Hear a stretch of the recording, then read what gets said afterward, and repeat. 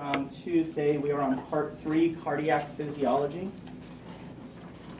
mechanics of heart valves.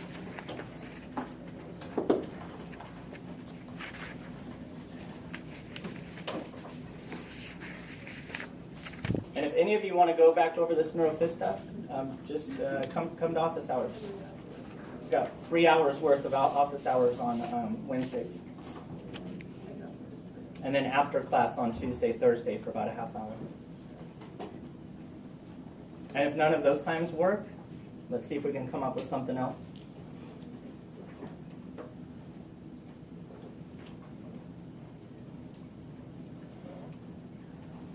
There we go. Valves prevent backflow or regurgitation to ensure efficient pumping. Only the AV valves have chordae tendineae attached to papillary muscles. These valves have to seal off a larger surface area, right? They're responsible for closing off a bigger space. What causes valves to open and close? And that's true for all four, the AVs and the semilunars. It's pressure gradients. If the pressure on both sides of the valve is the same, the valve's not going to move. If the pressure is higher in the atrium relative to the ventricle, which way is blood going to move? Through the valve into the ventricle. The ventricle is going to contract eventually, and when it does, the pressure in the ventricle is going to rise and exceed the pressure in the atrium. And as soon as it does, what happens to this valve? It closes as blood attempts to flow backwards. But as it attempts to flow backwards, it fills the cusps and closes the valve. And to make sure the cusps don't prolapse or open backwards into the atrium, we have the chordae tendineae attached to the papillary muscles. And those papillary muscles contract split second before the rest of the ventricle. So they're already sort of anchoring those cusps into position so that they don't open backwards into the atrium. So if we see that the AVs are closed, what can we assume about the pressure gradient? Is pressure higher in the atria or higher in the ventricles to close the valves and keep them closed? Must be higher in the ventricles. As soon as pressure in the atria exceeds pressure in the ventricle, then the AV valves will open.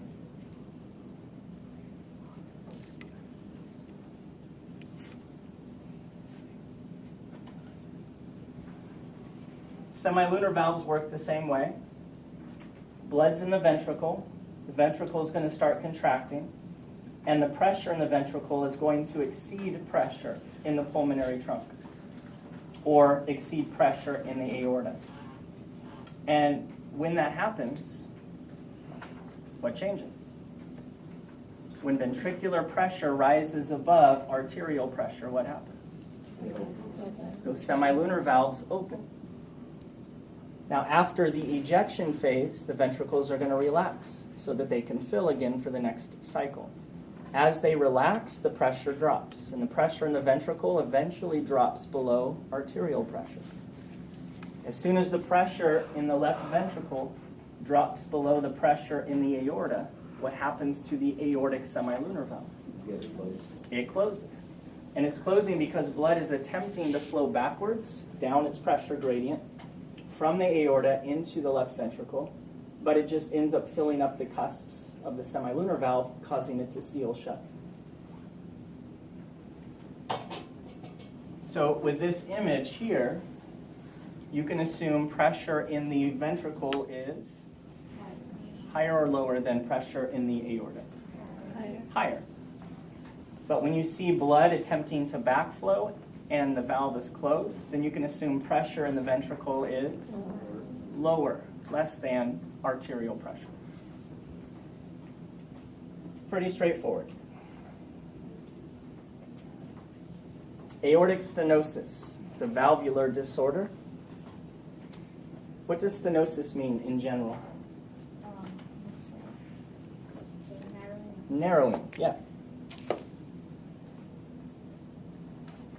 Typically what causes the opening, the space that the blood passes through when the valve is open, is thickening of the cusps.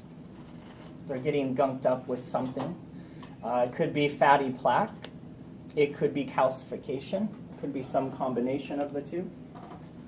And the valve can start to look something like this. So these cusps are very, very distorted, very, very thick, and that's about as closed as that valve can get. So what's going to happen every time that valve closes? Backflow. A little bit of backflow, reducing the efficiency of the heart as a pump. Right? If you just ejected 80 mils, but 20 comes right back in, you're only ejecting 60. Right? You're losing 25% of what you could have been moving into the systemic circuit.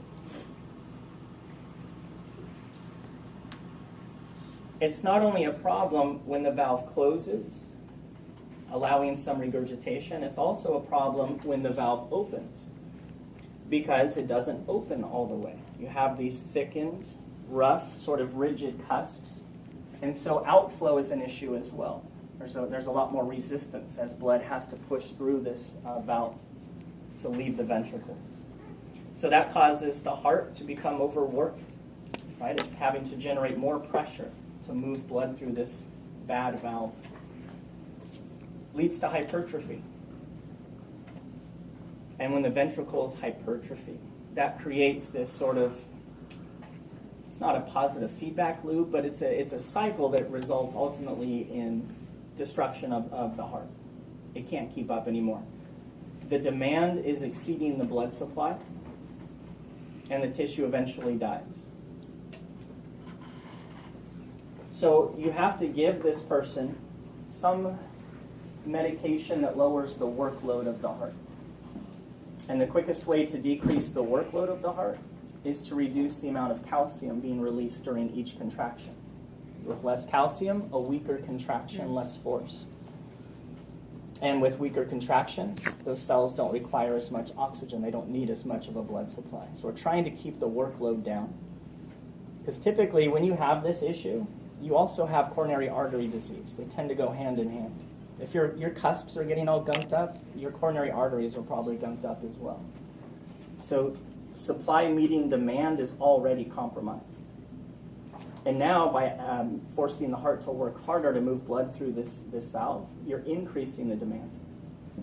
So we've got to do what we can to improve this supply, right, and open up those clogged up vessels with stents and atherectomies and anything else we can do to get, restore blood flow.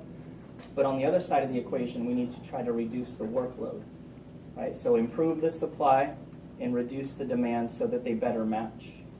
So this patient would be required to not exercise to Right. any kind of physical exertion. Right. Keep the stress minimal. Yep. Oh. And it's usually a very old person where this is happening. It'd be unusual to see this in 30, 40-year-old. So what type of medication comes from would reduce the workload on the heart? And then Beta blockers and calcium channel blockers. And what does that mean overall for activity? Makes activity tough. So you're going to have to be pretty mellow in terms of physical activity, right? Because any increase in physical activity increases the work of the heart. And that can just be walking around, or That's probably going to be about it for somebody suffering from this. Yeah, probably walking is about as intense as it's going to get. I mean, they're not bedridden or anything like that, but they definitely want to keep stress to a minimum. Where do you go over how the scar tissue builds up? Is it just something that happens over time, so that it's an older person?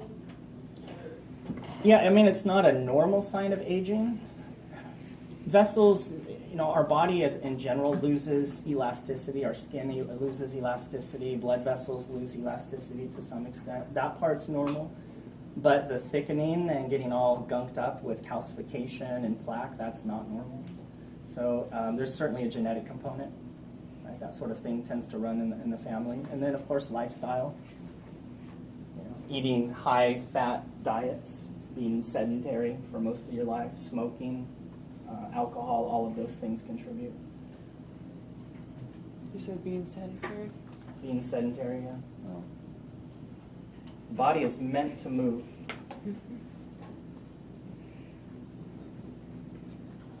I thought you meant sanitary. I was Yeah, we like, can break